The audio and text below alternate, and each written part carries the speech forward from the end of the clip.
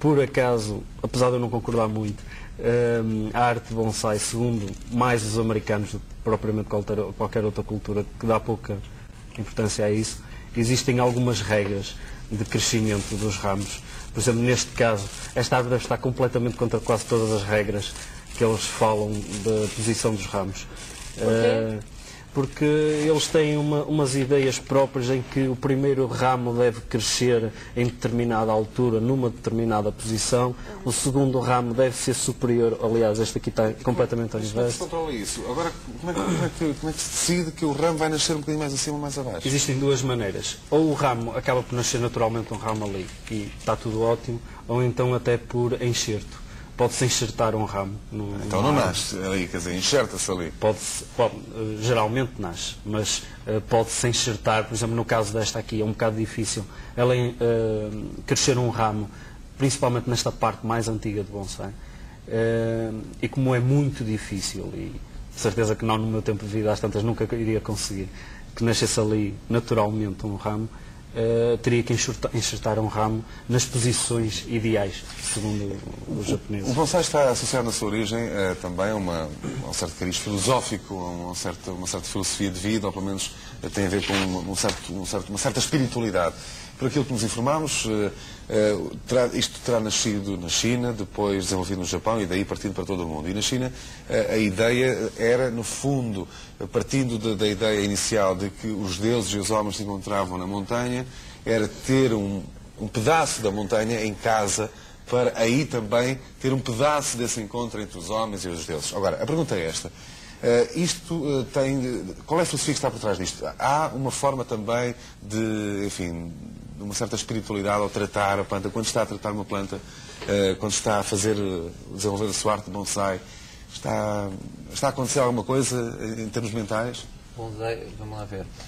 Esse é um dos mitos, não é? Bonsai tem 2000 anos e, portanto, existem muitos mitos em torno de bonsai. É uma forma de arte intimamente ligada com o budismo zen e, portanto, existe também um forte lado espiritual. Bonsai, para os orientais e para muitos de nós ocidentais, não é? É uma forma de meditação em movimento, não é? Portanto, ao fim e ao cabo, a partir do momento em que nós, ao praticarmos bonsai, relaxamos, nos livramos um pouco daquele stress e entramos um pouco em contacto connosco próprios, com o nosso lado artístico, logo aqui temos uma forma de meditação, não é? Depois, obviamente, isto terá que ser adaptado a cada cultura. Penso eu, não sou chinês. Pedro, quando está com o alicate,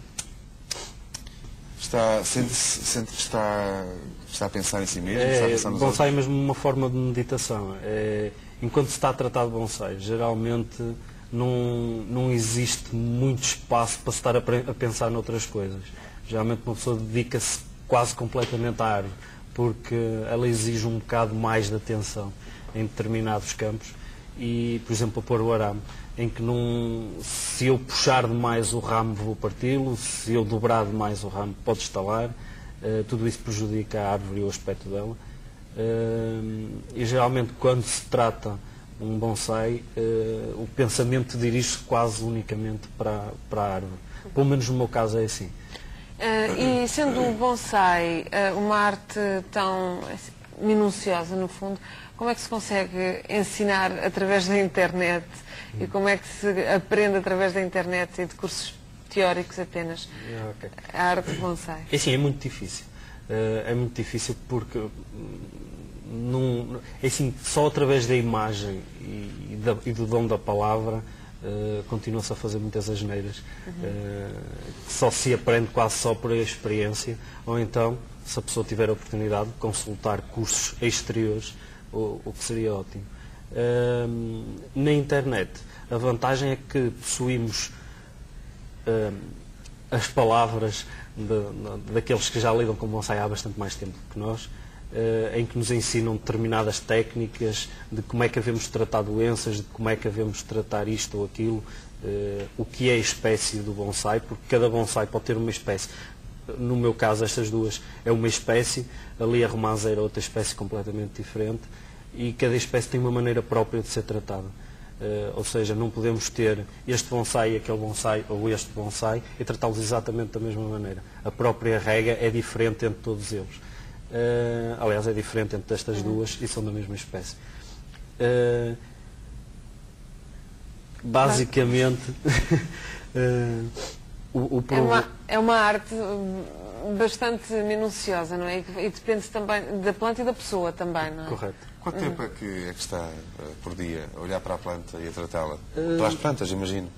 Bastante tempo. No inverno, por acaso, não lhes dedico tanto tempo a partir do momento em que que as tenho aramadas. No inverno é uma época um bocado mais parada. Geralmente as plantas, esta não, que é uma espécie de folha perene, ou seja, a folha não cai. Mas as de folha caduca, que são as folhas que caem, geralmente necessitam de outros cuidados, limpar a terra com a tal escovinha, etc. Mas quanto tempo? Eu por dia devo dedicar a cada bonsai mais ou menos entre o mínimo 15 minutos e depois por aí uma meia hora ou uma hora talvez. Pensei que fosse para 1 hora ou 2. Se for portanto, na época de primavera, verão, entre as duas épocas, isso aí já é um bocado mais difícil, porque cada bonsai vai exigir bastante mais, porque os bonsais, como sendo uma arte viva, vão crescer, e nessa época é a época de crescimento para uma grande maior parte das espécies, e como tal existe aqueles pequenos problemas que vão começar a crescer ramos em sítios que nós podemos não querer que eles cresçam. Existem ramos que vão crescer mais descontroladamente que outros e é preciso treiná-los para eles não crescerem tanto, coisinhas assim desse tipo. Muito bem, muito obrigada por terem estado aqui nesta Hora Viva e por nos terem trazido esta arte do bonsai. Pode ser que tenhamos aprendido alguma coisa. Aprendemos, vamos ver se depois na prática conseguimos aplicar. É pior, na prática. Eu acho que, como em tudo, ao começar devíamos errar bastante, mas é por esse erro e essa tentativa que havíamos de encontrar algum caminho mais certo. E havíamos um dia destes trazer, se calhar, aqui uma romazeira, uma laranjeira. Nunca sabe. Ou outras árvores com nomes latins muito difíceis, como a Soptuzeia. Vamos agora vamos até ao exterior.